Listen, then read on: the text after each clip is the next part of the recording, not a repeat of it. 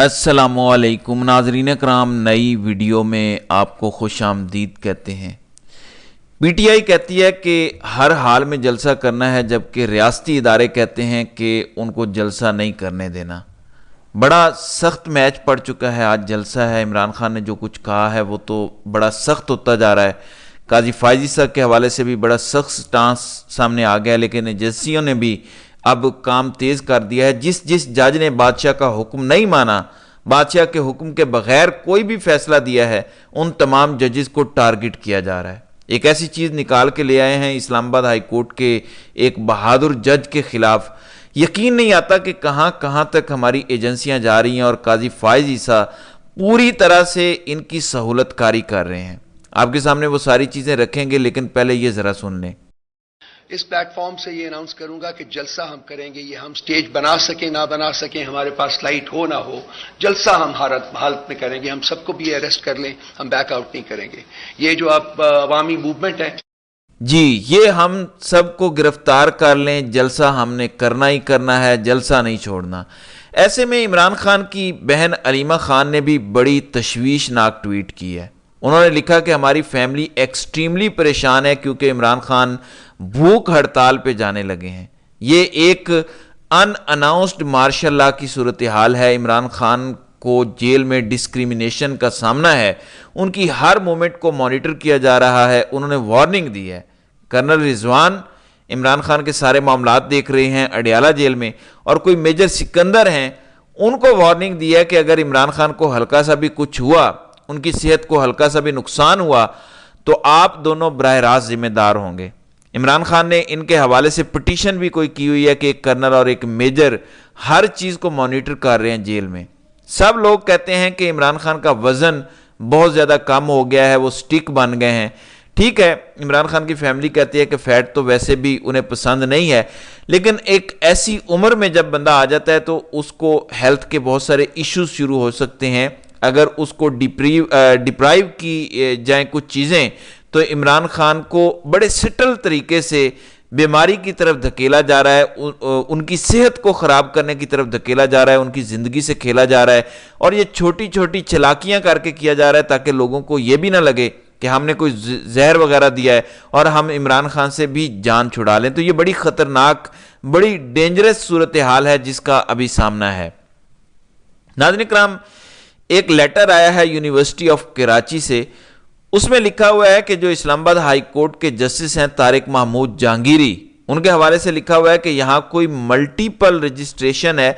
لکھتے ہیں کہ لوگوں کو دو انرولمنٹ نمبر نہیں دیتے، جبکہ اس کیس میں یعنی جسٹس طارق محمود جہانگیری کے کیس میں ملٹیپل انرولمنٹ نمبرز ایشو ہوئے ہیں، ایک کسی اور سر نیم سے اور ایک کسی اور سے۔ اس وجہ سے انہوں نے جسٹس طارق محمود جہانگیری کی LLB کی ڈگری جعلی قرار دے دی ہے۔ اب طارق محمود جہانگیری کون ہے؟ جسٹس طارق محمود جہانگیری وہ ہیں جو اسلام آباد کے تینوں حلقوں میں ان سے کہہ رہے ہیں کہ جا کے فارم 45 لے کر آؤ، ورنہ تمہیں جرمانہ ہوگا، اور اگر تم نے غلط فارم 45 دیے تو تمہیں جیل بھیج دوں گا۔ اب اسٹیبلشمنٹ نے ضد بنائی ہوئی ہے کہ ایک بھی سیٹ فارم 45 کی عمران خان کو واپس نہیں ملنے دینی، حالانکہ 3 سیٹیں اسلام آباد کی اگر واپس آ بھی جائیں پی ٹی آئی کو تو اتنا فرق نہیں پڑتا، لیکن اسٹیبلشمنٹ نے ضد بنائی ہوئی ہے۔ اب اس ضد کو مساج کرنے کے لیے ان کی پہلے ڈگری جعلی قرار دی گئی، یعنی ایک بندہ سال سے جج ہے تب ڈگری جعلی نہیں تھی، اس سے پہلے وکیل بھی رہا ہوگا تب جعلی ڈگری نہیں تھی۔ اچانک ہمارے خفیہ ادارے کو پتہ چلا کہ اس بندے کی تو جعلی ڈگری ہے، اور پھر یونیورسٹی سے درخواست بھی کی گئی، لیٹر بھی آ گیا، اور اتنی زبردست ہماری سپیڈ ہو گئی ہے کہ ہم نے سپریم جوڈیشل کونسل میں ریفرنس بھی دائر کر دیا ہے، اپلیکیشن دے دی ہے۔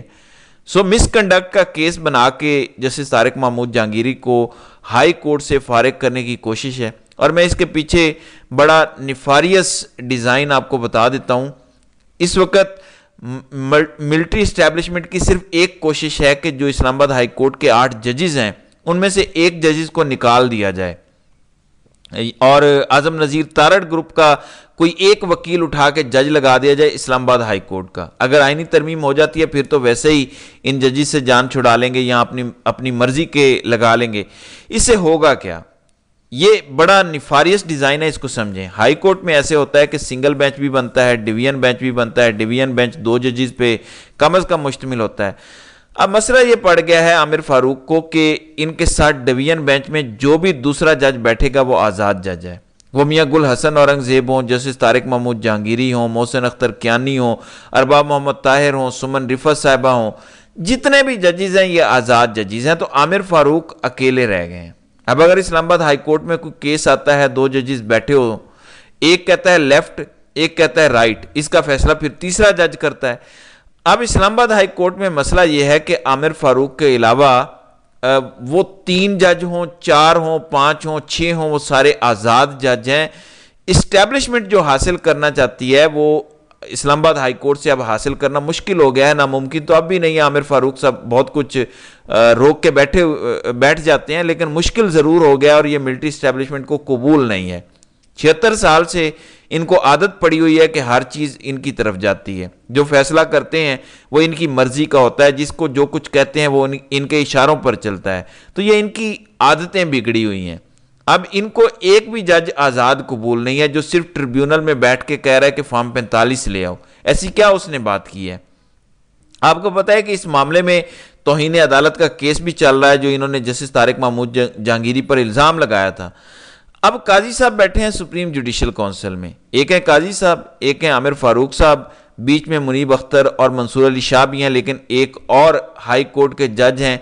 all they need out of 5 is 3 vote، یعنی 3 رو سے فیصلہ آ جاتا ہے تو طارق محمود جہانگیری صاحب فارغ ہو جائیں گے۔ مجھے نہیں لگتا کہ منصور علی شاہ اور منیب اختر ایک جج کو نکالیں گے، لیکن سوال یہاں پیدا ہوتا ہے قاضی صاحب آپ کے ججوں کو ذلیل کیا جا رہا ہے، آپ آئین بڑا کرتے ہیں، کبھی لاہور ہائی کورٹ کے ججوں کو ذلیل کیا گیا۔ اب ایک اور گیم دیکھیں کیا نکل آئی ہے۔ جو لاہور ہائی کورٹ کے چیف جسٹس ہیں ملک شہزاد، جنہیں ان کی قابلیت کی بنیاد پر سپریم کورٹ لے کر آئے ہیں، اب بڑے کنوینٹلی ان کے خلاف ثبوت نکل آئے ہیں کہ ان کی بیٹی نے کسی کو ایکسیڈنٹ میں مار دیا۔ 2 سال بعد سی سی ٹی وی فوٹیج نکل آئی ہے، سیف سٹی کیمروں کی فوٹیج نکل آئی ہے 2 سال بعد، اور اسلام آباد کی پولیس کہہ رہی ہے کہ فوٹیج میں نظر آ رہا ہے کہ کوئی عورت گاڑی چلا رہی تھی۔ اب کیا طریقہ ہے؟ ملک شہزاد سپریم کورٹ کے جج بن گئے ہیں، انہیں مجبور کیا جائے گا کہ آپ ریزائن کر دیں، یا آپ کے بارے میں ایک تاثر بن گیا ہے کہ آپ آزاد جج ہیں۔ ریزائن سے فائدہ ان کا یہ ہے کہ وہ کمپرومائز ہو جائیں اور عامر فاروق بن جائیں ہائی کورٹ میں بیٹھے، سپریم کورٹ میں بیٹھے بیٹھے۔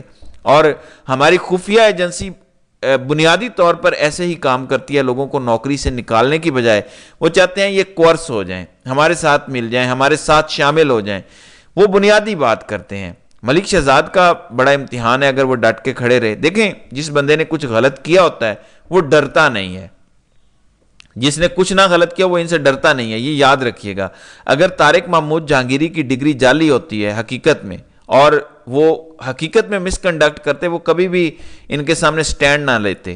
یہی حال 6 کے 6 ججز کا ہے، ان میں سے کوئی اگر کوئی بھی ان میں خرابی ہوتی وہ کبھی سٹینڈ نہ لیتے۔ یہی میں ملک شہزاد کا کہوں گا، کوئی بھی اگر ان کا ایسا معاملہ ہوتا ہے میں آپ کو یقین دلاتا ہوں کبھی بھی وہ یہ نہ کرتے۔ یہ جو سٹینڈ انہوں نے لیا ہے اداروں کے سامنے، یہ بتاتا ہے کہ وہ شفاف جج ہیں۔ اور یہی میں کہوں گا مظاہر علی اکبر نقوی سے متعلق، جن کو قاضی صاحب نے نکالا۔ مظاہر علی اکبر نقوی اگر تو کرپٹ جج ہوتے، ان لوگوں کی بیعت کر لیتے، اپنی مراعات بھی لیتے، پینشن بھی لیتے، عیاشی بھی کرتے۔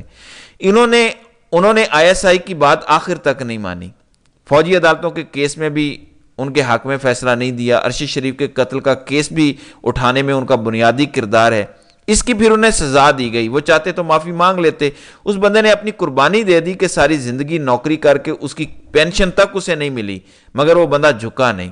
اس لیے میں ماننے کو تیار نہیں کہ وہ بندہ بھی کرپٹ ہے۔ اور یہی حال جسٹس اعجاز الاحسن کا ہے، انہوں نے کہا کہ میں آئین اور قانون کے خلاف فیصلہ نہیں دوں گا۔ ہاں نوکری چھوڑ دی انہوں نے جو دباؤ ڈالا گیا، لیکن جب تک رہے فوجی عدالتوں کے خلاف فیصلہ دیا، آئین کے تحفظ کے حق میں فیصلہ دیا، اس کی انہیں بھی سزا دی گئی اور انہیں بھی ڈرا دھمکا کے یا جیسے بھی سپریم کورٹ سے نکال دیا گیا۔ یہ یاد رکھیں، اسٹیبلشمنٹ سے وہی پنگا لے سکتا ہے جو کرپٹ نہیں ہے، ورنہ کوئی بھی اسٹیبلشمنٹ سے پاکستان میں جج پنگا نہیں لیتا۔ تو جسٹس طارق محمود جہانگیری کے اوپر اب یہ بہت بڑا کیس بنانے جا رہے ہیں، سپریم جوڈیشل کونسل اس پر اب فیصلہ کرنے جا رہی ہے، تو دیکھتے ہیں کہ آنے والے دنوں میں اس حوالے سے مزید کیا ہوتا ہے۔ تو ناظرین کرام، آپ کی اس ویڈیو کے حوالے سے کیا رائے ہے؟ آپ اپنی رائے کا اظہار کامنٹ سیکشن میں ضرور کیجیے گا۔